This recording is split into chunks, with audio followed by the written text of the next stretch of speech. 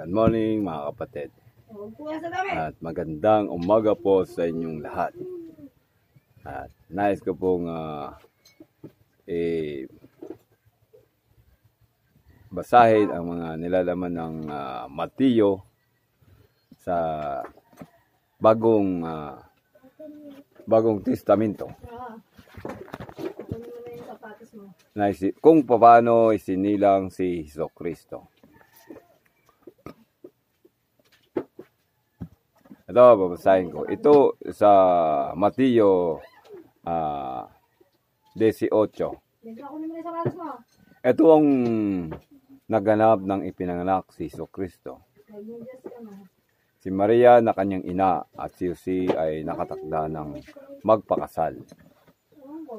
Ngunit bago sila magpakasal, nagdalang tao na si Maria sa pamamagitan ng kapangyarihan ng Espiritu Santo. Ibig sabihin, nagdalang tao si Maria sa pamamagitan ng Espiritu Santo. Hindi sa pamamagitan ng sa lalaki, kundi sa banal na Espiritu nagmula ang kanyang pagdadalang tao. Subalit dahil isang matuwid na tao si Jose na kanyang mapapangasawa. Sabi, matuwid na tao si Jose na kanyang mapapangasawa. Wala siyang pagkakasala. At ayaw nitong malagay sa kahiyan si Maria. Binalak niyang hiwalayan si Maria ng palihim. Ay dahil nalalaman ni Jose na buntis si Maria, iniisip niya ng masama na siguro iniisip niya na maaaring may ibang lalaki si Maria kaya siya ay nabuntis. Pero ngunit habang pinag-iisipan ito ni Jose, nagpakita sa kanya sa panaginip ang isang anghel ng Panginoon at sinabi nito sa kanya. Ibig sabihin, para maniwala si Jose sa kanyang mga gusto niyang hiwalayan si Maria dahil nabuntis. Akala siguro nabuntis ng ibang lalaki si Maria. Ngunit idinaan ng anghel sa panaginip. Sabi dito, Jose, anak ni David, huwag kang matakot na pakasalan si Maria. Sabi ni huwag kang matakot na pakasalan si Maria. Dahil kahit na nabuntis siya, pakakasalan mo pa rin siya. Kasi ang kanyang dinadala ay sa kanyang banal na espiritu. Sapagkat ang sanggol na dinadala niya ay mula sa Espiritu Santo. Ibig sabihin, nabuntis si Maria sa pamamagitan ng Espiritu Santo. Hindi sa pamamagitan ng isang tao o isang lalaki na nabuntis siya. Kaya walang pagkakasala si Maria. Siya ay birhen. Magsisilang siya ng isang batang lalaki at Jesus ang ipapangalan mo sa sanggol. Sapagkat ililigtas niya ang kanyang bayan sa kanilang mga kasalanan. Kaya bago pa naman isilang ni Maria ang kanyang anak, ay pinagbili na sa panaginip na ang ipapangalan sa kanyang anak na ilalabas ay Jesus ang kanyang ipapangalan. Nangyari nga ang lahat ng ito upang matupad ang sinabi ng Panginoon sa pamamagitan ng propeta. Ibig sabihin, natupad ang sinabi ng propeta sa pamamagitan ng panaginip. Ang magsisilbi ng isang sanggol na lalaki, ang magsisilang ng isang sanggol na lalaki, at ito'y tatawagin itong Emmanuel. Ibig sabihin, ang Jesus ay isang Emmanuel din. Manuel. Emmanuel. Hindi, wala iisa lang yun, Emmanuel at saka Jesus.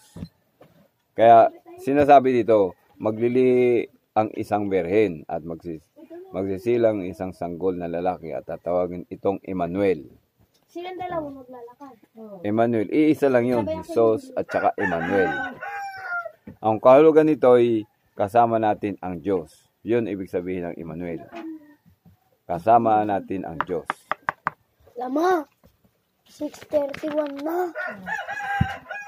Ano ito kuya te?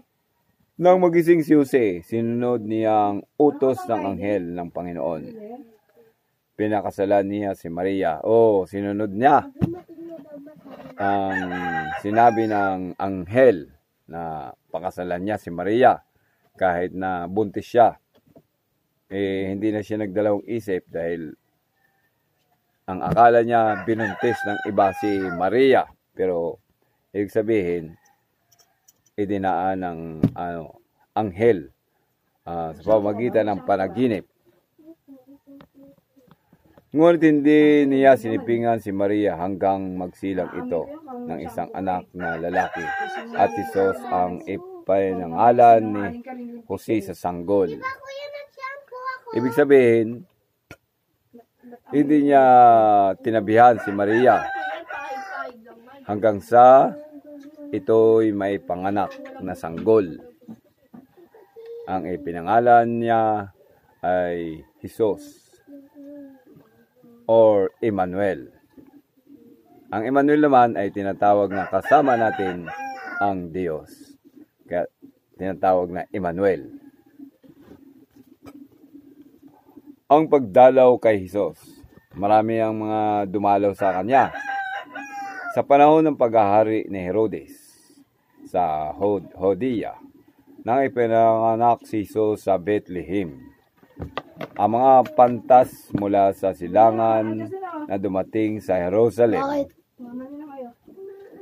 Nagtatanong sila, nasaan ang ipinanganak na hari ng mga Hudyo? Tinatanong kung nasaan ang ipinanganak ng hari ng Hudyo. Si Jesus ang hinahanap nila.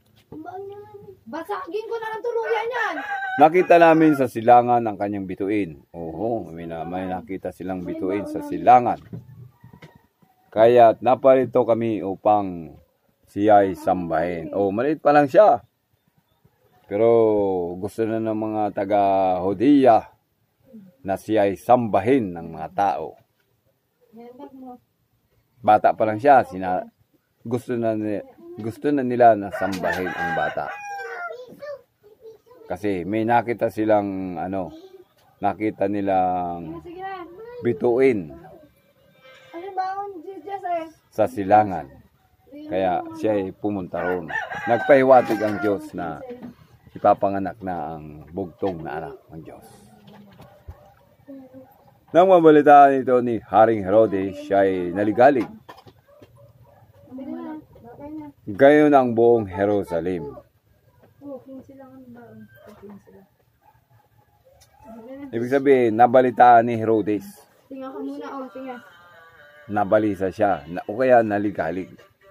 Kaya tinipon niya ang lahat ng mga punong pari at mga tagapagturo ng kautusan at sila'y tinong, saan ba isisilang ang Kristo?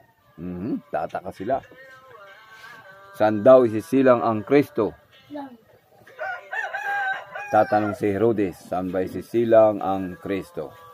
Tugon sila, sa Bethlehem po.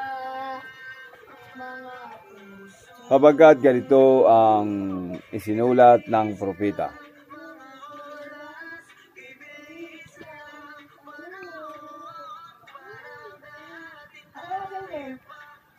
At ikaw, Bethlehem sa lupain ng Judea, ay hindi pinahamak sa pangunahing bayan ng Huda. Sapagkat sa iyo nagmula ang isang pinuno na mamamahala sa aking bayan ng Israel. Nang mabatid ito, palihim na ipinatawag ni Herodes ang mga pantas at inusisa kung kailan lumitaw ang bituin. Tinatanong kung kailan lumitaw ang bituin. Pagkatapos sila ay pinapunta niya sa Bethlehem na ganito ang Belen. Hanapin ninyong mabuti ang sanggol. Kapag natagpuan ninyo siya, ipagbigay alam agad ninyo sa akin upang ako naman ay pumunta roon at sumamba rin sa kanya. Kahit si Herodes noon, gusto rin pumunta para bata pa lang si Emmanuel ay kanyang sasambahin. Bata pa lang si Jesus noon ay sasamba rin siya sa Panginoon. Pagkarinig sa bili ng hari, sila ay nagpatuloy sa paghahanap. Ang bituin na nanguna sa kanila mula sa silangan ay tumigil sa tapat ng kinaroonan ng bata. Ibig sabihin, ang bituin ay tumigil doon sa tapat. Ibig sabihin yung araw ng mga bituin ay tumapat doon sa bata, sa Emmanuel. Kaya nalaman nila na nandoon yung bata. Gano'n na lamang ang kanilang kagalakan nang makita ang bituin. Kaya nga, gaano sila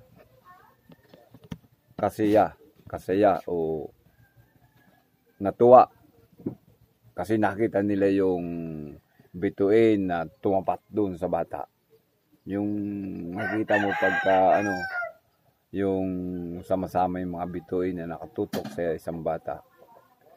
Kung may mga video lang noon, mabibidyohan. Wala pang video noon, wala pang mga camera. Sa nila ay mga kwentong katotohanan. Kaya inilagay dito sa Biblia upang may pahayag ng mga mambabasa ang mga nangyari nakaraang panahon. Pagpasok sa bahay, nakita nila ang bata sa piling ni Maria na kanyang ina. Nakita na nila na karga-karga na yung karga na ni Maria ang bata. Si Emmanuel. Nagpatira pa sila at sinamba ang bata. Bata pa lang sinamba na ha. Sa bata pa lang sinamba na yung bata. Kakaiba. Inihandog din nila sa kanyang mga dala nilang ginto. Naghandog sila ng mga ginto. Binigay dun sa handog sa bata. Parang sa ganun na yun ay natuwa sila. Kaya naghandog sila ng ginto. Inhandog nila ang ginto. Insenso at mera. Nagpausok sila. Tsaka yung mera. Nang pauwi na ang mga pantas, nakatanggap sila ng babala sa pamagitan ng panagip na huwag nang bumalik kay Herodes. Tanggalin mo yung SIM card. Ayun yung dyan, yung mga bangka dyan. Ibig sabihin, sa pamagitan ng panaginip, nagkaroon ng babala upang wag nang bumalik kay Herodes kasi may masama ng balak sa bata. Kaya nag-iba na sila ng daan pa uwi. Ibig sabihin, hindi na sila dumaan doon kay Herodes. Kasi may balak palang masama. Gagamit ka. Ang pagtakas papunta sa Ehipto. Ibig sabihin, pupunta sila ng Ehipto. Pagkalis ng mga pantas, nagpakita kay Jose sa panaginip ang isang anghel ng Panginoon. Ibig sabihin, ang anghel ng Panginoon ay nagpakita kay Jose kung ano ang dapat gawin. ano ang dapat gawin. Sinabi ito sa kanya, bumangon ka, dalhin mo agad sa Ehipto ang iyong mag-ina. Ibig sabihin, itatakas niya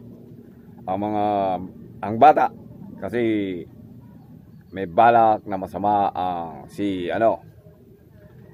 Herodes.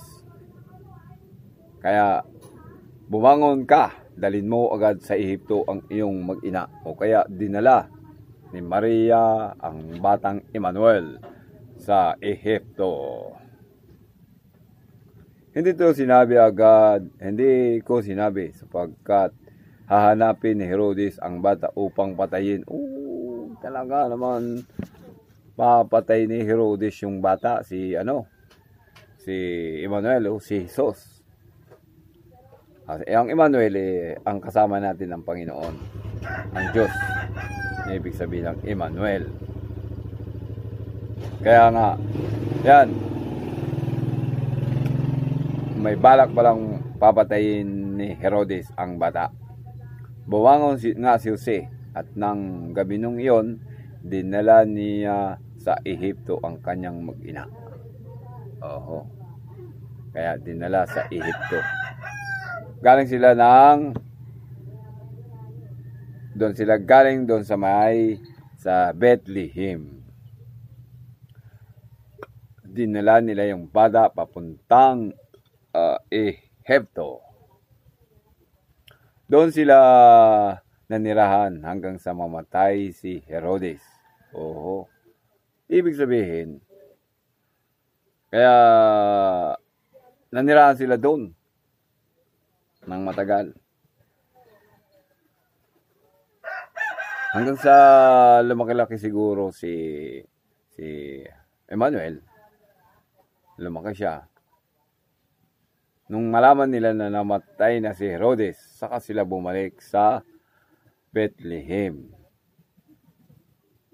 Natupad ang sinabi ng Panginoon sa pagitan ng propeta. Ibig sabihin, sa pamagitan ng propeta, natupad ang sinabi ng Panginoon. Tinawag ko ang aking anak mula sa Ehipto. Tinawag niya ang anak mula sa Ehipto. Pinapatay ang maliliit na batang lalaki. Ipinapatay ang maliliit na batang lalaki. Galit na galit si Herodes nang malaman niyang nalinlang siya ng mga pantas. Nilinlang siya o kaya niligaw ng mga pantas, yung mga bumisita doon. Kasi nalaman niya ng sa pamamagitan ng panaginip. Kaya sila umiwas na kay Herodes. Kaya pinapatay niya ang lahat ng batang lalaki sa Bethlehem. Ang sama ng ugali ni Herodes. Sama ng ugali. Bilhin mo kung hindi na itakas pala si Emmanuel sa Bethlehem. Pumunta sila ng Ehipto. Kung hindi sila nakatakas, ay maaaring patay sila doon. Papatayin sila ni Herodes. Sa mga ugali ni Herodes. At sa balibit nito mula sa kulang na 2 taon pababa. Batay sa panahong sinabi sa kanya ng mga pantas. Yung mga bata na 2 taon pababa ay pinapatay ni Herodes doon sa Bethlehem. Ganun kasama ang ugali ni Herodes. Batay sa panahon na sinabi sa kanya ng mga pantas. Sa gayon, natupad ang sinabi ng propeta Jeremias. Ibig sabihin, nakasulat talaga sa Biblia yung magaganap kay Jesus. Dahil siya ang nakakalam ng mga kalooban ng tao. Narinig sa Rama ang isang tinig.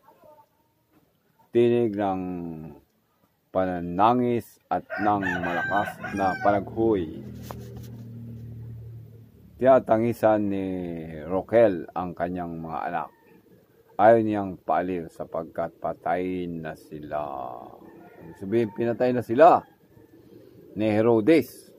Sama ng ugali ni Herodes. Pero yun, wala namang wala namang kalap mala yung mga sanggol. Pinapatay niya yung mga bata mula 1 taon hanggang mag-2 taon. Pinapatay niya doon sa Bethlehem. Buti na lang si Emmanuel, nating Diyos, ay inilayo ni Maria at Jose doon sa Ehipto. Ang pagbalik mula sa Ehipto, pagkamatay ni Herodes, bumalik na sila. Patay na si Herodes eh. wala na sa gabal eh. Wala na sa gabal. Bumalik na sila sa sa Ehipto. Nagpakita kay Jose sa panaginip ang isang anghel ng Panginoon habang siya ay nasa Ehipto. Ibig sabihin, papakita sa panaginip. Kaya yung mga panaginip natin, makahulugan yun. Kasi dinadaan ng Diyos yung mga panaginip ng tao. Dinadaan ng Diyos sa panaginip. Kaya minsan tayo na nanaginip na kung ano-ano.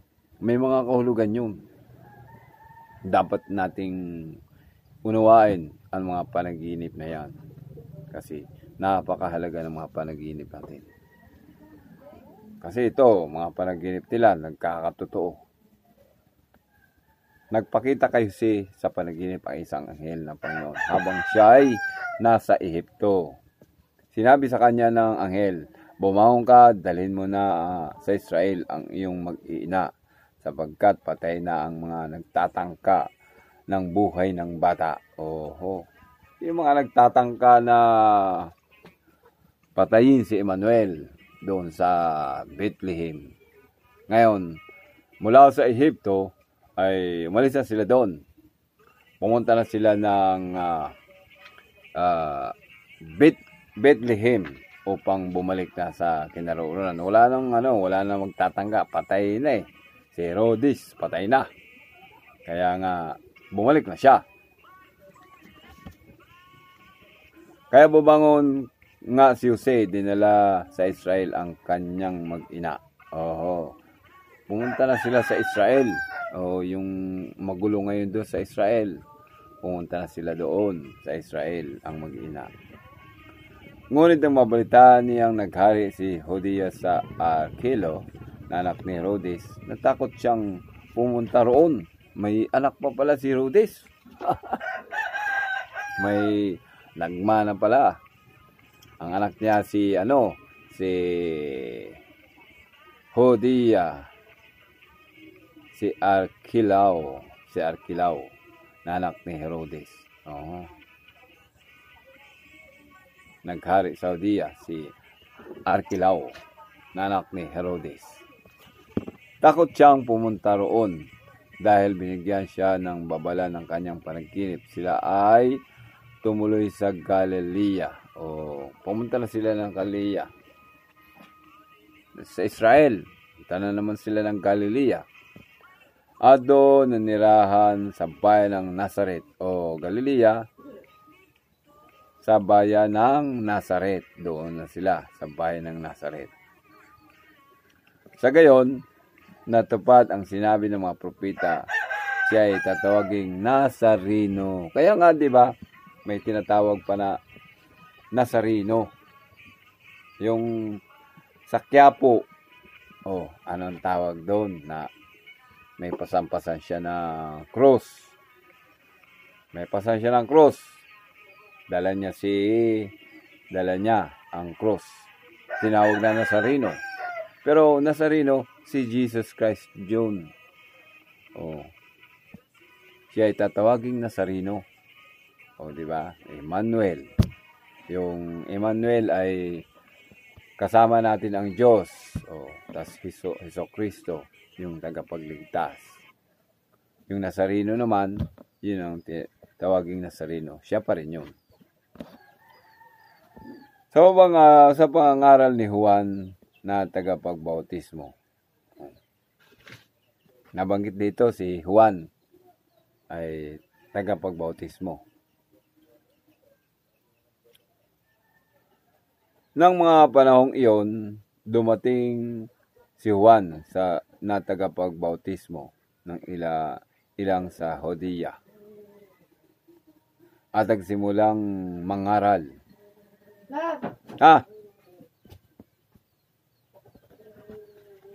Ano?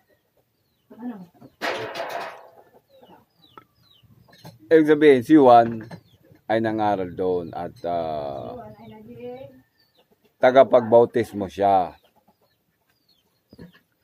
Ngunit ang kanyang sinabi, magsisi kayo at talikuran ang inyong mga kasalanan sapagkat malapit nang dumating ang kaharian ng langit. Ha? Sige. Si Juan ang tinutukoy na propeta Isaias nang sabihin niya. Ito ang pahayag ng isang taong sumisigaw sa ilang. Handa ninyong daraanan ang Panginoon. Ibig sabihin, ihanda nyo ang mga dadaanan ng Panginoon. Gumawa kayo ng tuwid na landas at kanyang lalakaran. Ibig sabihin, dadaan siya, gumawa kayo ng daan at tuwid na kanyang lalakaran. Gawa sa balahibo ng kamilyo. Diyan mo muna. Tapusin ko lang tong mensahe ko. Thank you. Gawa sa balahibo ng kamilyo ang damit ni Juan.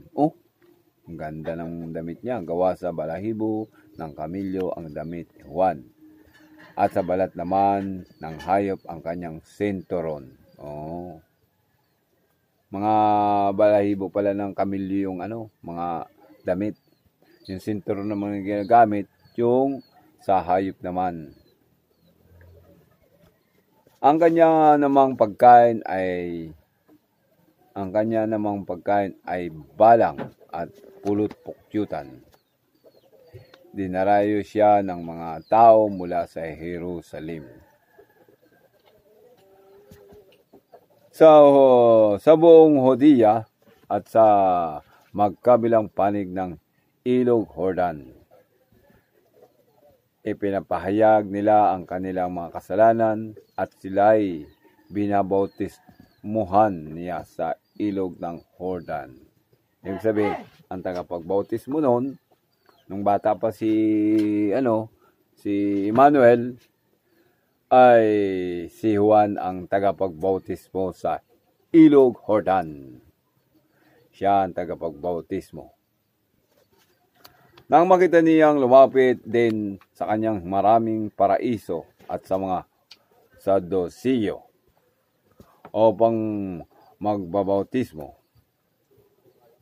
sinabi niya sa kanila, lahi ng mga ulupong, akala ba ninyo makatakas kayo sa parusa ng Diyos?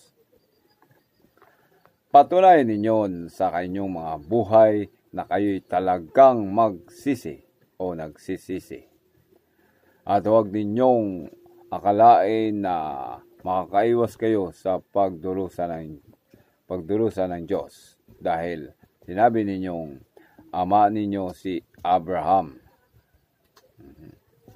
Sinabi ko sa inyo na kahit sa batong ito ay makakalika ang Diyos ng mga anak ni Abraham. Gayun na lamang ay nakaamba na ang palakol sa ugat ng mga punong kahoy. Ang bawat punong hindi mabuti, ang bunga ay puputulin at itatapon sa apoy. Ibig sabihin, yung mga hindi namumunga ng mabuti ay puputulin at ilalagay sa apoy na lumiliyab. Binabautismohan ko kayo sa tubig bilang patunay na inyong pagsisisi at pagtalikod sa mga kasalanan. Ibig sabihin, kaya tayo binabautismohan para talikuran natin ang ating mga kasalanan, na patunay na tayo magsisi at tumalikod sa ating mga kasalanan. Ngunit ang darating na kasunod ko ay magbabautismo sa inyo sa Espiritu Santo at apoy. Yung sinasabi niya, ang kasunod na magbabautismo sa iyo ay sa Espiritu Santo at sa apoy. Si Jesus Christ. Higit siyang makapangyarihan kaysa sa akin. Okay, sinabi naman ni Juan na higit siyang makapangyarihan kaysa sa akin. At hindi man lamang ako karapat-dapat magdala ng kanyang sandalyas. Hawak na niya ang kanyang kalaykay upang alisin ang dayami. Titipunin niya sa kamalig ang trigo, ngunit ang ipa ay susunugin sa apoy na di mamamatay kailanman.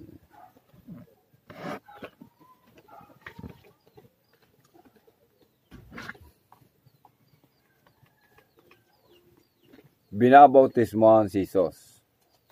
Dumating si Jesus sa ilog Jordan mula sa Galilea upang magpabautismo kay Juan.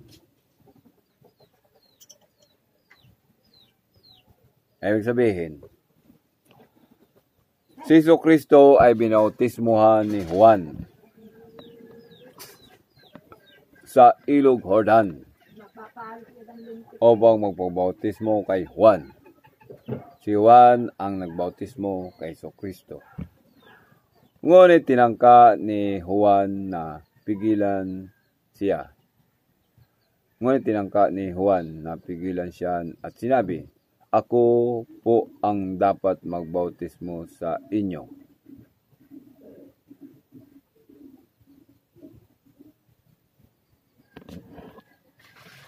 Ako po ang dapat na magbautismo sa inyo.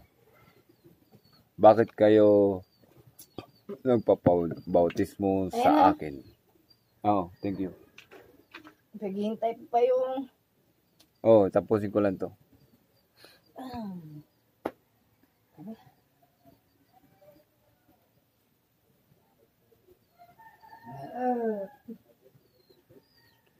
Sinabi niya kay Jesus. Sinabi niya na ako po ang dapat magbautismo sa inyo. Bakit kayo magpapabautismo sa akin? Ibig sabihin, ang dapat magbabautismo sa kanya ay si Jesucristo, hindi si Juan. Sumagot si Jesus, hayaan mong ito ang mangyari ngayon, sapagkat ito ang nararapat nating gawin upang matupad ang kalooban ng Diyos. Kaya nakasulat kasi sa Biblia na kasi mas naunang lumaki si Juan kay Jesus. Kaya yun na nakasulat sa Biblia na si Juan ang magbautismo kay Jesus sa ilog Jordan.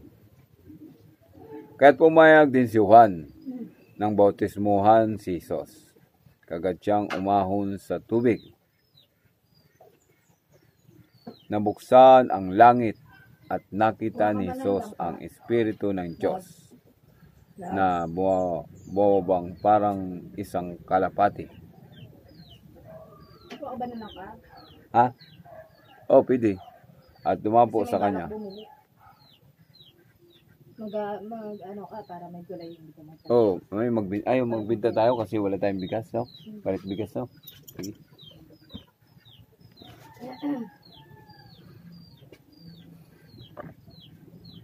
Harvest ka. Noong bautismohan si Jesus, ay bumaba ang isang kalapati at dumapo sa kanya. Nabuksan yung langit Nabuksan ang langit at nakita ni Jesus ang Espiritu ng Diyos. Sabihin, nakita ni Jesus ang Espiritu ng Diyos na bumaba na parang isang kalapati at dumapo sa kanya. Dumapo sa kanya isang kalapati. Isang tinig mula sa langit at nagsabi, ito ang minamahal kong anak na lubos kong kinalulugdan. O, kaya nga, si Jesucristo ang anak ng Diyos na buhay, kinalulugdan ng Ama na nasa langit.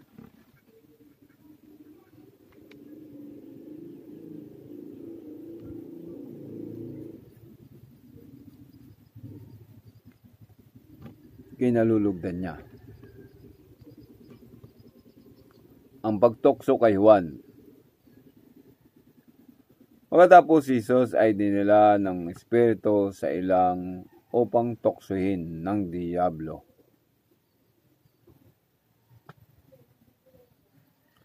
Siya ay nag-ayuno sa loob ng 40 araw.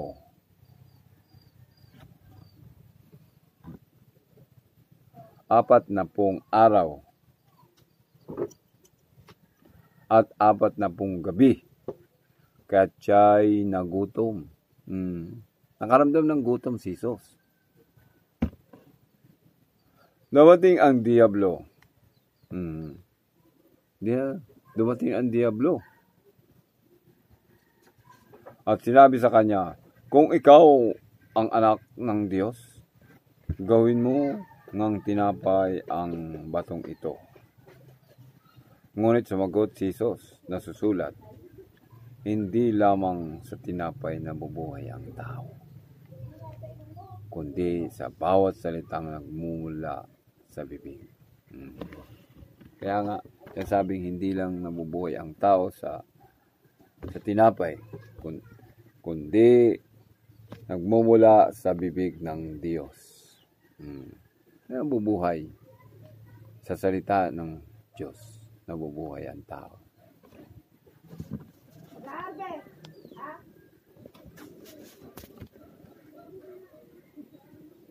Pagkatapos, dinala siya ng Diablo sa Jerusalem. Dinala siya ng Diablo sa Jerusalem. Ang banal na lungsod. Dinala siya sa Jerusalem. Yung banal na lungsod.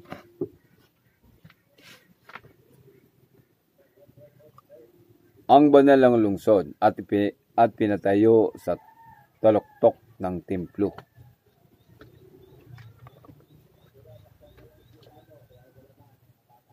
Ano yan? Pinatayo sa taluktok ng Kaya dinala si Jesus sa Jerusalem ng Diablo. At pinatayo sa taluktok ng templo. Pinatayo siya doon sa pinakatuktok ng templo. Sinabi ito sa kanya, kung ikaw ang anak ng Diyos, magpatihulog ka sapagkat nasusulat. Kaya nga, tinutokso siya ng Diyos eh. Patayuin ko sa pinakatuktok ng Tinutokso niya ni Satanas? Ha? Yung tukso niya sinutokso ni Satanas? Oo, tinutokso nga ni Satanas kasi inutusan siya ni Satanas. Sabi mo, tinutokso siya ng Diyos. Tinutokso nga siya ni Satanas na tumayo doon sa taluktok ng templo. Sa pinakatuktok ha. Tapos, kung ikaw ang anak ng Diyos, magpatihulog ka sapagkat nasusulat, ang kanyang mga anghel ikay itatagubilin at sa kanilang mga kamay ikay aalalayan nang sa mga batoy paamoy hindi masasaktan. Yan ang sinasabi ni Satanas, ng Diablo. Kumain ka na? No. Tapusin ko lang to. Dito hanggang 5 lang ako. Naintindihan mo ba yan? Ha? Naintindihan mo yan? Dapat bawat verse ang paliwanag yan, hindi bawat lahat ng yan may mga ibig sabihin. Kaya nga, pinapaliwanag ko naman yung mga nakasulat dito. Paano mo may At sa kanilang kamay, ikay aalalayan ng sa mga bato, paamoy hindi masasaktan. Ibig sabihin, yung nandun siya sa taluktok ng Oo, alam ko. taluktok. Ang ibig ko sabihin, paano mo may isasalaysay sa buhay ng isang tao yan? Sa buhay ng isang tao, tutoksoin ka ng demonyo. Uy, ganito. Kung sa tao naman, sa ordinaryong tao, uy, magpatira pa ka nga higa ka nga sa karsada. Kung talagang ikaw ay, sumasampalataya sa kanya, hindi ka masasagasaan dahil ikaw ay sumasampalataya. Ganon din si Kristo. Ka rin, halimbawa. Ang ibig sabihin yan, ganito, maraming tukso. Kasi ang Diyos nga natutukso, tao pa kaya. Yun ang paliwanag doon. Ibig sabihin, mas maraming tukso ang tao kumpara sa Diyos. Yun ang ibig sabihin, no? Kaya nga. Paano mo malalabanan kung ang Diyos nalabanan niya kasi Diyos siya. Ang tanging masasandigan dyan ay yung Diyos para malabanan mo yung mga tuksong dumarating sa iyo. Yun ang ibig sabihin ng Halimbawa na lang ngayon. Kasi maraming ang hindi mo pa kayang i-apply sa katawan ng isang tao. Kung ano yung nangyayari sa kasalukuyan. Iba-iba kasi ang dinadanas ng tao. Dito kasi ang nakasulat, yun ang paliwanag dito. Ang ibig sabihin, para mapakinggan pa ng tao, i-apply mo yun sa bawat tao. Kung ano yung nangyayari sa kanila. Ganun ang pastor pag napapaliwanag. Kaya ka tingnan mo si Pastor Bong Saki. O halimbawa na lang ganito, o ganyan, may mga may mga ibig sabihin ng verse niya. Kasi bawat verse niya, umaano sa buhay natin. Pero ibig sabihin, hindi ka naman lalagpas dito sa paliwanag dito. Hindi naman lalagpas Mga halimbawa lang sa buhay ng tao. Kunwari, kung natutukso ka sa isang ganito, ang pakaganda niya, napaka-sexy niya. Natutukso ka, dun pa lang. O, di ba? Sabihin, inaano ka nga ng demonyo, tutoksoin ka. Halimbawa, ikaw, nandun ka sa ibang bansa. Ngayon, sasabihin ng demonyo sa'yo, oy, magtrabaho ka dun sa isang paano mo mapapaliwanag yun? Sa isang kliyente, o kaya mag-extra ka doon, ipapakilala ko sa'yo ang isang tinutokso ka ng demonyo. Yung pala, maano ka sa patibong. Halimbawa, anong gagawin sa'yo ng isang nagpapa-extra sa'yo ng trabaho doon. Ngayon, ikaw naman si tanga, sunod-sunuran ka rin kasi diba? May bad words ka pa rin. Dapat kasi sunod-sunuran ka rin. Pag halimbawa, nais mo maging pastor, hindi ka magsasalita ng bad words. Ang gagawin mo nun, dahil ikaw wala kang alam, hindi mo alam yung mga lugar na yun, sumusunod ka lang. Kaya nga, sumusunod ka nga. Pero tinutokso ka nga ng demonyo. Tinutokso ka Ngayon, ang gagawin mo, kung inano ka ng demonyo, hindi mo na susundin yun dahil may paninindigan ka, may pananampalataya ka sa kanya, hindi ka susunod sa kanya. Personal yun. Hindi sinasabi mo. Ang isinasabing tukso, yung andiyan na yung halimbawa, sa isang pera. O sabihin na natin, andiyan na, nanliligaw na yun. Ikaw ba kakain? Diba? Ang sitwasyon doon, yun ang tukso. Siyempre, alam nga naman na yung halimbawa, employer na yun, o ina-extrahan mo. O halimbawa, ina-extrahan mo, pag yun pinapasok mo sa buhay mo, income yun. Diba? Income yun. Pera lang ang babasihin mo. Kaso nga lang, ang sinasabi mo kasi, sa isang tao, ibang tukso Tukso ng laman yun Kaya nga 'di ba sabi mo iba-iba ang iba-iba ang perception. Kaya nga, ito na tayo. Tinutokso ka. Maraming maraming halimbawa 'yon. Marami ka kasi salita. Ito na tayo, nandito na tayo sa tukso ng laman. O sige, sa tukso ng laman. Iisipin mo pa ba yung iisipin ng kinakasama mo? Siyempre. 'Di ba? Pag ginawa mo ba itong isang bagay na to, ano mangyayari? Diba? Kaya nga, ano ang sagot dito ni Jesus dito? Ngunit sumagot si Jesus, ito nga nasusulat na di naman, huwag mong susubukin ang Panginoon mong Diyos. Kunwari, no? Di ba? Ngayon, ang sagot ko, ikaw naman, bilang isang tao, ang magiging sagot mo doon, huwag mong susubukan ang mga sumasampalataya sa Diyos.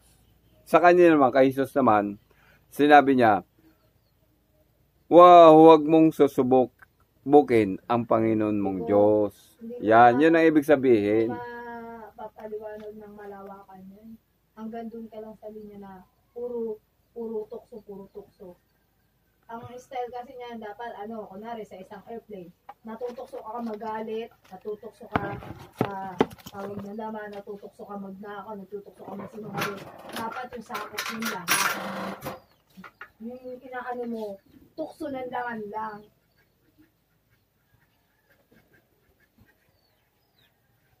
Ba naman yung sinasabi mo? Dapat, pag magpapaliwanag ka, ang style no, tukso sa lahatan. Kasi natutokso ka magnakaw, natutokso ka magsinungaling, natutokso kang bumili ng isang bagay kahit wala kang budget. O, di ba? Tukso yun eh. Yun yung mga tukso. O, kunwari, wala tayong budget. Wala tayong pera. Ito lang yung pera natin. Ngayon, nais mo bumili ng nakita mo yung isang bagay na ang ganda-ganda, hindi mo maano. Natutokso kang bumili. Yun yung mga ganon. Mga halimbawa, hindi yung mga halimbawa lang ng laman. Kaya sabi mo, pang laman na. Parang may ibig sabihin ng tukso.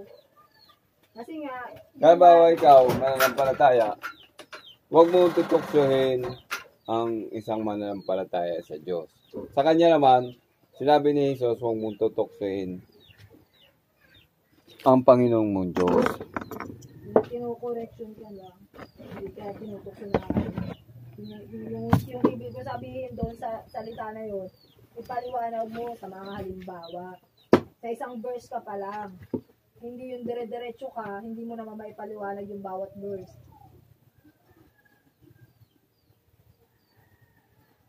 Dire-diretso para ka nagbabasa ng packet mo.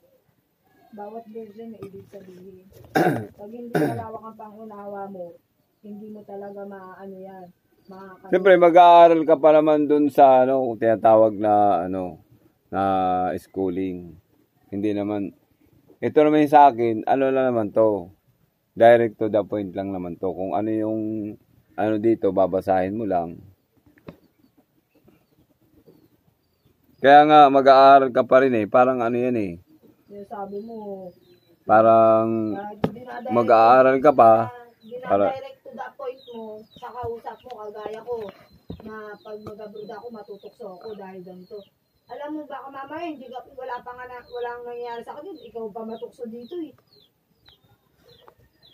Tignan mo yung sitwasyon mo sa sitwasyon ko.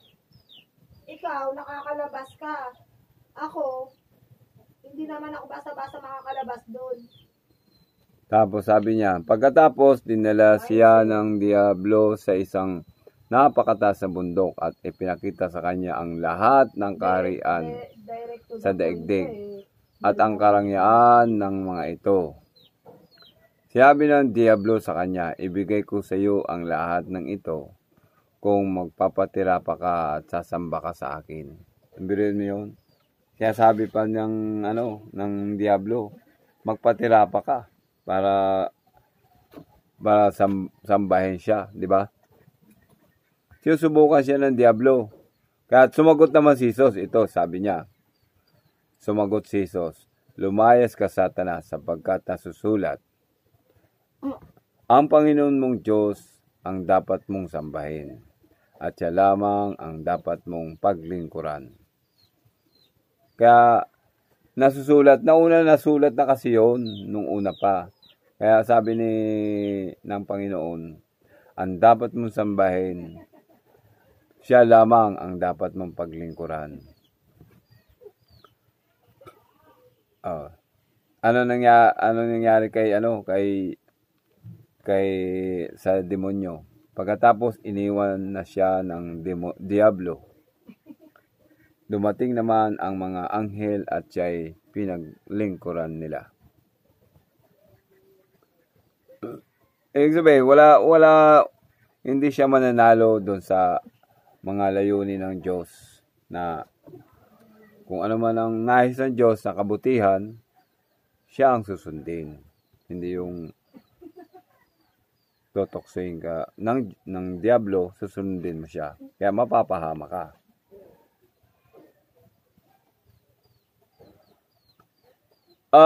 Ang simula, ang paglilingkod ni Jesus sa Galilea. Naglingkod na siya dito sa Galilea. Nang mabalitaan ni Jesus na ibinalanggo si Juan. Ibig sabihin, nakulong pala si Juan. Bumalik siya sa Galilea. Ngunit hindi na siya sa Nazareth na nirahan, kundi sa bayan ng Capernaum. Na nasa baybay ng lawa ng Galilea, na sakop ng Zebulun at Naphtali. At gayon natupad ang sinabi ng propesiya Isaias. Lupain ng Zebulun at lupain ng Naphtali, daanan papunta sa lawa at sa ibayo ng Jordan, sa Galilea ng Hintel.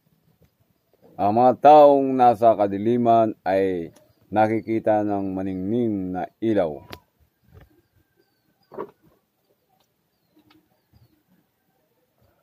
Sa mga nakatira sa lilim ng kamatayan ay sumisikat ang liwanag.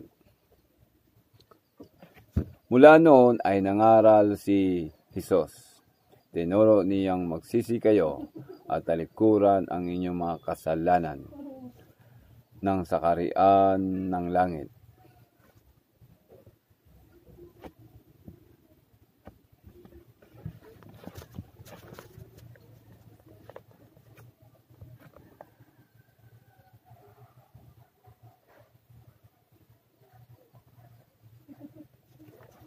At ipinaliwanag dito ni Jesus sa mga tao nung nangaral siya. Tinuro niya na talikuran ang mga kasalanan sapagkat malapit nang dumating ang kaharian ng langit. Ang pagtawag sa nangingisda. Minsan, naglakad si Jesus sa tabi ng lawa ng Galilea. Nakita niyang nag-ahagis ng lambat sa lawa ang dalawang mangingisda. Si Simon na tinawag niyang Pedro at ang kapatid niyang si Andres. Sinabi ni Jesus sa kanila, sumunod kayo sa akin at gagawin ko kayong mga mangingisda ng mga tao. Noon day iniwan nila ang kanilang malambat at sumunod kay Jesus. Nagpatuloy siya sa paglalakad at nang makita rin niya ang magkapatid na Santiago at Juan na mga anak ni Zebedeo. Sila ay nasa bangka kasama ang kanilang ama at nag-ayos ng lambat. Tinawag din sila ni Jesus. Agad nilang iniwan ang bangka at kanilang ama at sumunod kay Jesus.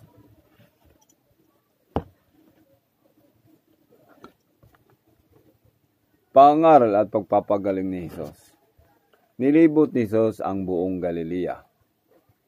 Nagturo siya sa mga sinaguga at ipinangaral ang magagandang balita tungkol sa paghahari ng Diyos. Dito nagtuturo na rito si Jesus sa Galilea.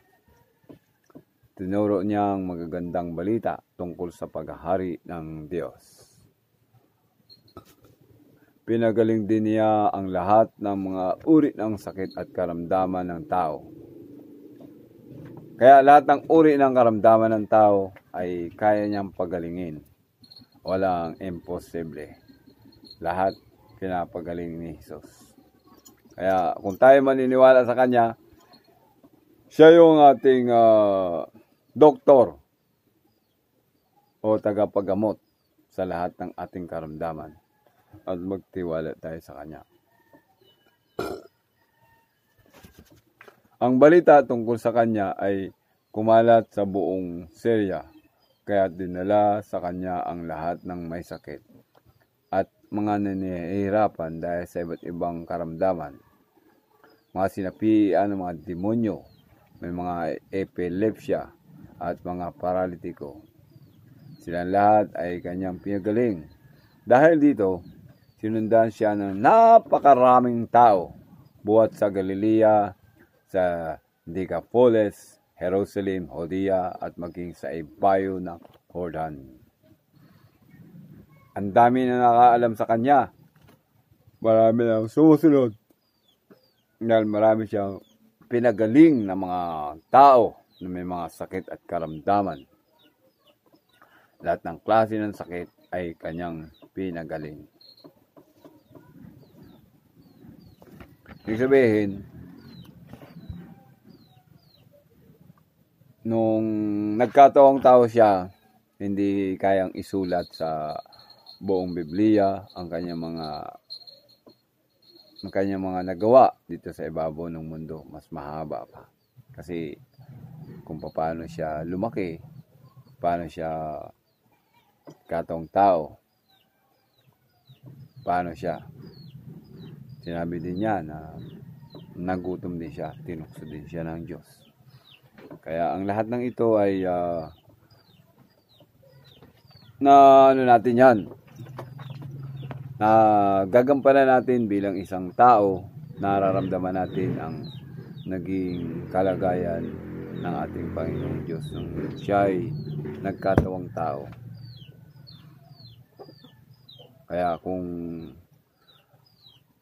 babalik siya muli, yun ang tinatawag na bagong Jerusalem. Wala nang doon. Wala nang templo.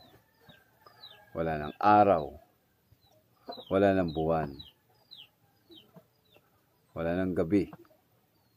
Kasi siya na magsisilbing templo. Siya na ang sisilbing liwanag sa lahat. Kaya, mga kapatid, basehan doon sa mga sinabi niya sa Biblia. Kaya yun lang po ang ating susundan. Dahil yan lang po ang kanyang mga sinabi.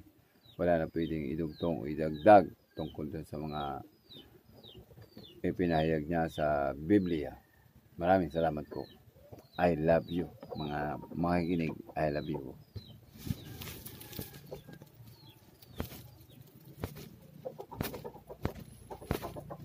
Ayaw na mag-off. Ayaw na mag-off. Kain muna tayo.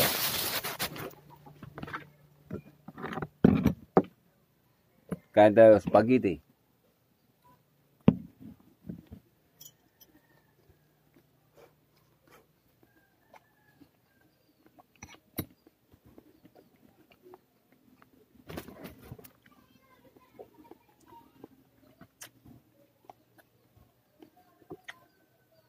Ito ang tatak ng Diyos sa buhay.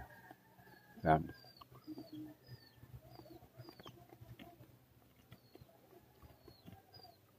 Cell of the living God.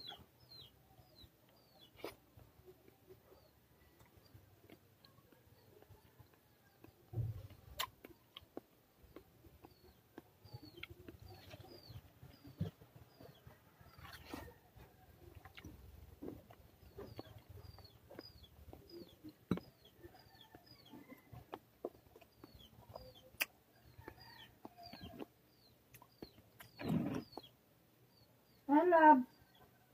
Na? Mag-harvest ka na? Yung ayaw nila eh. Na? Ayaw ng mga kapitbahay. Na? Anong ayaw? Binigyan mo ito na saging? Hindi. Nakakuha na saging oh. Sino? Si Manok. Sintuka-tuka na nga niya yung laman oh.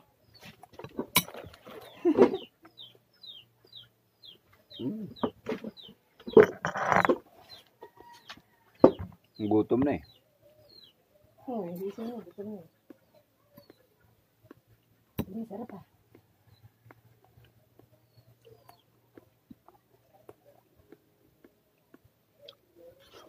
Yan. Yan. Yan, dito ka tumain. Wala silang baon. Meron. Tig 10. No. Hindi, tayo.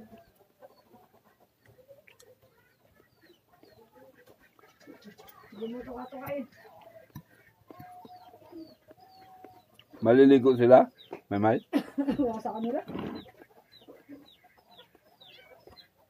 Sarap. Sarap din naman.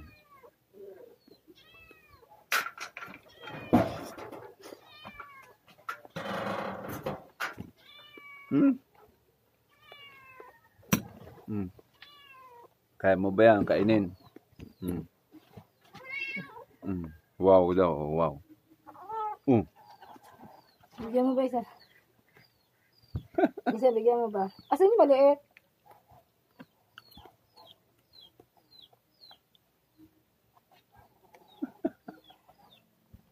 Masiba ano? Masiba yun no? Asan yung maliit? Andyan. Hi.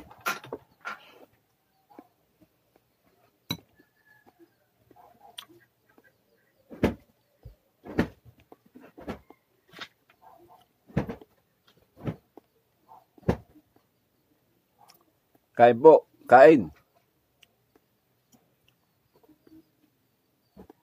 Ayan mag-upa. Si Memo, bala lang. Hindi sure ka na.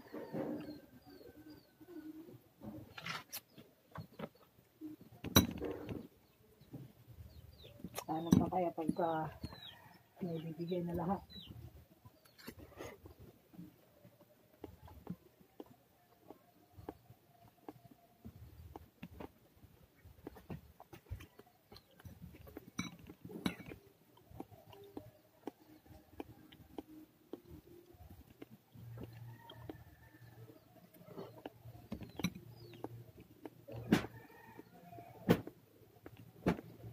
Ano sinasabi mo?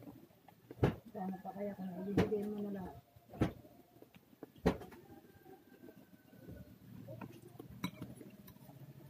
Sariling mundo siya eh. Ang problema, kung may sariling mundo, ang problema, yung hugado. Na gusto niya siya lang.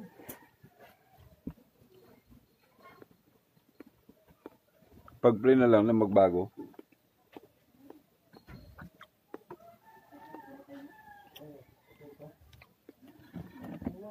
May pag baluktot na talaga wala na. Parang puno lang, baluktot na eh.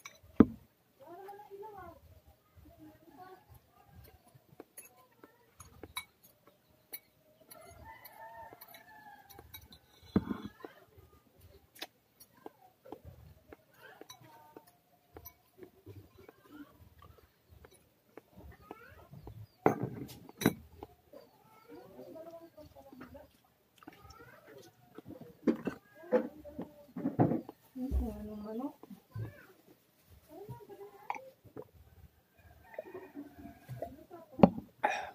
Ay, salamat sa Diyos. Busog na.